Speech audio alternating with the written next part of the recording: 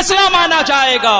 اللہ پاک نے اس کو ایسا شکست دیا ہے، اللہ پاک نے وہ ایسا اس کو اس طریقے سے شکست دے کر چت اس کو لٹا دیا ہے کہ جب سپریم کورٹ میں سنیوں نے اپنی طرف سے مسلم پرنس اللہ کی حفاظت کے لیے جب اپنی درخواستیں پیش کی ہیں، خصوصیت کے ساتھ بریلی شریف کی سرزمین سے جب اس بات کو پیش کیا گیا ہے تو مودی کو ناچار ہو کر کہنا پڑا ہے کہ میں اس سلسلے میں خاموش رہوں گا، سپریم کورٹ کے فیصلے کو میں بھی تسلیم کروں گا۔ نعرے تکبیر، نعرے رسالت، مسلک اعلی حضرت، تحفظ شریعت کانفرنس زندہ باد زندہ باد۔ عزیزان گرامی، کیا مطلب ہوتا ہے یونیفارم یکساں سول کوڈ کا مطلب؟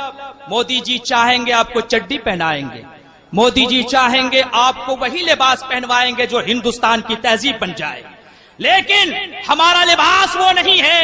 مفتی صاحب کو دیکھ کر سمجھ سکتے ہیں ہمارا جو اسلامی لباس ہے اس کے خلاف ہم برداشت نہیں کرنے والے ہیں۔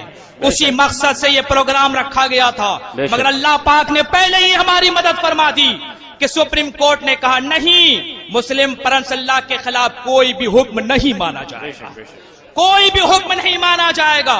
مسلم پرنس اللہ کا جو بھی حق ہے وہ پورا پورا ہر مسلمان کو ملنا چاہیے۔ یہ وہاں سے ہمارے لیے حق ثابت ہو گیا ہے۔ اور آپ کو ایک بات بتا دوں، یہ مودی جی جھوٹے ہیں۔ جب انہیں ووٹ لینا تھا مسلمانوں سے یا مسلمانوں کے ووٹوں کو کنورٹ کرنا تھا تو ان کا ایک جملہ تھا کہ ہم مسلمانوں کو اس ترقی کی منزل پر دیکھنا چاہتے ہیں۔ ایک ہاتھ میں ان کے قرآن ہو، دوسرے ہاتھ میں سائنس ہو، قرآن اور سائنس کے ذریعے سے ترقی کی منزل کو پہنچے۔ میں مسلمانوں کو اس منزل پر دیکھنا چاہتا ہوں۔ میں مودی جی سے کہتا ہوں کہ مودی جی آپ یہ کیا کہہ رہے تھے، اور آج جب قرآن میں یہ حکم ہے کہ 3 طلاق دینے کے بعد عورت جو ہے مغلظہ ہو جائے گی، وہ 3 طلاق کو 3 طلاق مانا جائے گا، تو ہمارے قرآن کے خلاف آپ فیصلہ کرنے کے لیے اتنا بڑا اقدام کیسے کر گئے؟ کیسے کر گئے؟ ہم نہیں مانیں گے۔ آپ کی جھوٹ ثابت ہو گئی، آپ جھوٹے ہیں۔ اس وقت جو آپ کا نعرہ تھا وہ صرف مسلمانوں کو لبھانے کے لیے تھا، اور آج آپ کے عمل سے یہ بات ثابت ہو گئی ہے کہ شریعت مطہرہ کی حفاظت یہ مودی نہیں چاہتے ہیں بلکہ اس کی مخالفت چاہتے ہیں۔ اس لیے آپ حضرات سے گزارش یہ ہے ان کو سمجھیں۔ اور دوسری بات میں چونکہ یہ بھی بتا دوں کہ اللہ کی مرضی میں ایک اسکول کا ملازم ابھی بن گیا ہوں، مگر اس اسکول میں جو بہت بڑی بات آئی سامنے وہ یہ ہے کہ وہاں پہ مسلم غیر مسلم سارے ٹیچر بیٹھے ہوئے تھے۔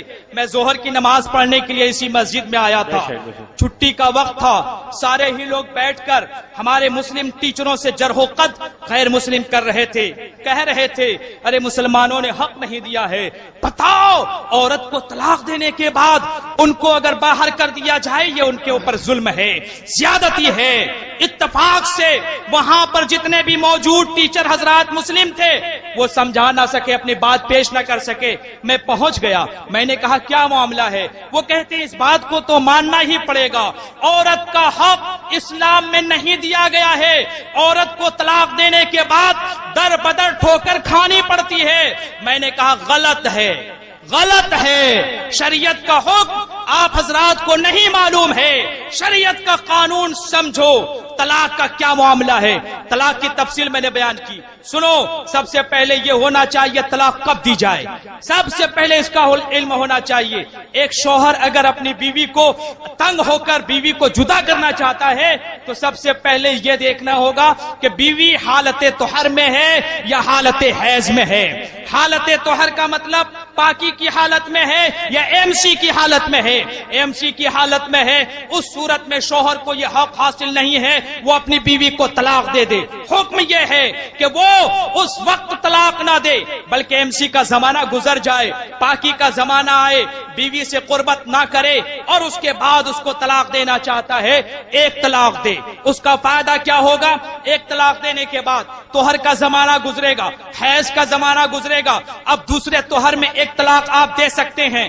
اس 2 وقفے کے درمیان، 2 زمانے کے درمیان جو عموماً 2 مہینے کا زمانہ ہوتا ہے، اس زمانے میں ہو سکتا ہے دونوں کا مزاج درست ہو جائے، تو شریعت نے ایک فیصلہ دے دیا ہے، رجوع کر لیں، رجوع کر لیں۔ رجوع کا حق شوہر کو دیا گیا، اب وہ 2 مہینے کے اندر رجوع کر سکتے ہیں۔ چلیے اب بھی وہ عورت ماننے کے لیے تیار نہیں، شوہر بھی اس کو قبول کرنے کے لیے تیار نہیں، دوسرے طہر میں حیض گزرنے کے بعد پھر وہ ایک طلاق دے سکتا ہے، اس کے بعد وہ زمانہ بھی گزرے گا، پھر حیض کا زمانہ آئے گا، پھر تیسرا طہر کا زمانہ آئے گا، پھر اس میں ایک طلاق دے۔ یہ ہے شریعت کا قانون، یہ ہے طلاق دینے کا قانون۔ بتائیے جو لوگ ایسا نہیں کرتے ہیں انہیں شریعت کا علم ہی نہیں ہے، انہیں معلوم ہی نہیں ہے طلاق کس طریقے سے دیا جائے۔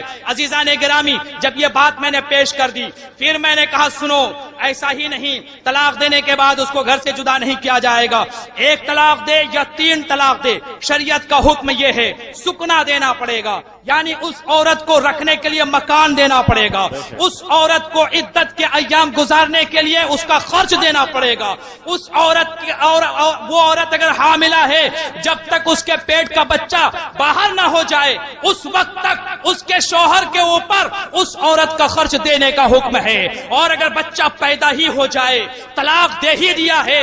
شریعت کا قانون یہ ہے 2 سال تک اس بچے کو دودھ پلانے کی پلوائی اور دودھ پلانے کا خرچ اس کا باپ دے گا، اگرچہ اس کی بیوی مطلقہ ہو چکی ہے، اور پھر وہ بچہ ہے یا بچی 6 سال تک اگر بچہ ہے تو حق کے پرورش ماں کو حاصل ہے، ماں وہ پرورش کرے گی، ماں اپنے پاس ان چھوٹے بچے کو رکھے گی، ماں تعلیم و تربیت دے گی، مگر ان بچوں کا خرچ ان کے شوہر کے ذمے میں ہوگا۔ اور اگر وہ بچہ بڑھ جائے، عمر کے حساب سے آگے ہو جائے اور اب بچی ہے تو 9 سال تک شریعت کا حکم یہ ہے وہ ماں کے پاس رہے۔ میں نے جب یہ قانون سنایا اور پھر میں نے کہا اب بتائیے کہاں اسلام نے عورت کو چھوڑ دیا ہے، کہاں اسلام نے عورت کو حق نہیں دیا ہے، کہاں اسلام نے مطلقہ کے ساتھ کوئی بھی شرعی قانون اس کے حق میں نہیں دیا ہے، بلکہ میں نے کہا اگر یہی مطلقہ کورٹ کے اندر جائے، کورٹ کے اندر 3 مہینے میں کوئی مسئلہ حل نہیں ہوتا ہے، کورٹ کے اندر 6 مہینے تک انہیں کورٹ کا چکر لگانا ہوگا، مگر وہی عورت جسے طلاق دی گئی ہے مفتی صاحب کی بارگاہ میں جائیں گے، قاضی صاحب کی بارگاہ میں جائیں گے اور کہا جائے گا 3 طلاق مجھے دے دیا گیا ہے اور یہ تقریباً 3 حیض کے ایام گزر گئے ہیں، اب میں کیا کروں؟ اس عورت کے لیے مفتی صاحب فیصلہ دے دیں گے کہ اب تم اپنی مرضی سے کسی سے بھی نکاح کر سکتی ہو۔ میں کہنا یہ چاہتا ہوں، میں نے وہاں پر معارضے میں کہا کورٹ میں جانے سے 6 مہینے کا وقت لگ جائے گا، لیکن شرعی کورٹ میں جانے سے 3 ہی مہینے میں عورت کا حق حاصل ہو جاتا ہے۔ تو اسلام نے حق دیا یا اس غیر اسلام نے حق دیا؟ جب ان باتوں کو میں نے پیش کیا، برملا سارے غیر مسلم ٹیچروں نے یہ بات پیش کر دی، اگر آپ کی بات کو سارے لوگوں میں پھیلا دیا جائے تو کنفیوژن ختم ہو جائے گا اور فوراً یہی کہا جائے گا مسلم پرنس اللہ کا جو قانون مسلمانوں کے لیے بنایا گیا ہے وہی حق اور درست ہے۔ عزیزان گرامی، خصوصیت کے ساتھ اب میں آپ کو ایک دعوت فکر دینا چاہتا ہوں، کوئی بھی معاملہ ہو، زمین کا معاملہ ہو، بیوی کا معاملہ ہو، شوہر کا معاملہ ہو، خدا کے واسطے کورٹ کا چکر مت کرو، دارالفتاء کا چکر لگاؤ، دارالقضاء کا چکر لگاؤ، شریعت کا قانون تمہیں مل جائے گا، پیسے بھی تمہارے بچ جائیں گے، عمریں بھی تمہاری ضائع نہیں ہوں گی، وقت بھی تمہارا زیادہ ضائع نہیں ہوگا۔ اگر وقت کی حفاظت چاہتے ہو، پیسے کی حفاظت چاہتے ہو اور اپنے آپ کو اسلامی رنگ میں ڈھالنا چاہتے ہو، آج ہی سے عہد کر لو، جتنے بھی دارالفتاء اپنے سنی دارالفتاء ہیں وہاں پر جائیں گے اور اپنے مسائل کو حل کر لیں گے۔ لیکن مفتی صاحب ایک بات لگے ہاتھ پیش کرنا چاہتا ہوں، لوگ دوسرے دارالفتاء اور دارالقضاء کا چکر لگاتے ہیں، خزانچی چلے جاتے ہیں۔ ارے یہ خزانچی والے کون ہیں معلوم ہونا چاہیے۔ ابھی انہوں نے ایک سیمینار قائم کیا تھا، کانفرنس قائم کی تھی، کہاں پر؟ اجمیر شریف کی سرزمین پر، اور ان لوگوں نے سارے اخبار میں، سارے میڈیا میں اس بات کو پیش کر دیا کہ ہم لوگ تو خواجہ غریب نواز کے ماننے والے ہیں، چھوٹے ہیں، چھوٹے ہیں۔ یہ لوگ کہنے والے تو ایسے ہیں، لیکن ان کا حال جب آپ ان کی کتابوں میں دیکھیں گے تو یقیناً بات سمجھ میں آ جائے گی۔ یہ لوگ خواجہ غریب نواز کے ماننے والے نہیں ہیں، یہ وہی لوگ ہیں جو خواجہ غریب نواز کے قبر انور کو بت خانہ بتانے والے ہیں۔ اس لیے ایسوں کے ہاں، ایسوں کے دارالفتاء، دارالقضاء میں چکر لگانے کی ضرورت نہیں، جو جھوٹے ہیں، شریعت کے خلاف بھی فتویٰ دیا کرتے ہیں۔ معلوم ہونا چاہیے ابھی خود کچھ وہابیوں نے، خاص طور سے ذاکر نائک کے ماننے والوں نے، گروپ نے مودی کا سپورٹ کیا تھا، شیعہ نے بھی مودی کا سپورٹ کیا تھا، لیکن الحمدللہ سنی حضرات نے اس کی مخالفت کی تھی۔ عزیزان گرامی، تو آپ حضرات سے گزارش یہ ہے آپ اپنے حق کو پہچانیں، شریعت کی حفاظت چاہیں، اور جو بھی معاملہ ہو، کیس ہو، مقدمہ ہو، زمین کا معاملہ ہو، ایک دوسرے سے لین دین کا معاملہ ہو، کہیں نہ جائیں، کورٹ کا چکر نہ لگائیں، دارالفتاء کا چکر لگائیں، تھوڑے ہی وقت میں آپ کا حق آپ کو مل جائے گا۔ حدیث پاک میں آیا ہے ادو کل ذی حق حقا، ہر حقدار کو اس کا حق دو۔ اسی پر علماء کرام عمل کرتے ہیں، وہ یہ نہیں دیکھیں گے ہمارے بھائی آ رہے ہیں، ہمارے بیٹے آ رہے ہیں، شریعت کی کتابوں میں دیکھیں گے جو حق جس کے لیے ہوگا وہ پیش کر دیا جائے گا۔ تو آپ اس پر عمل کریں گے؟ کریں گے تو سارے لوگ ہاتھ اٹھا کر کہیے آج سے ہم لوگ شریعت کی حفاظت چاہیں گے، اسلامی کوٹوں کا چکر لگائیں گے، دنیاوی کوٹوں کا چکر نہیں لگائیں گے۔ اللہ پاک سے دعا ہے اللہ پاک اس کانفرنس کو کامیابی کے ساتھ اختتام پذیر فرمائے، اور یہاں کے لوگوں نے جن حوصلے کے ساتھ اس کو قائم کیا ہے اللہ پاک ان کے حوصلوں کو سلامت رکھے۔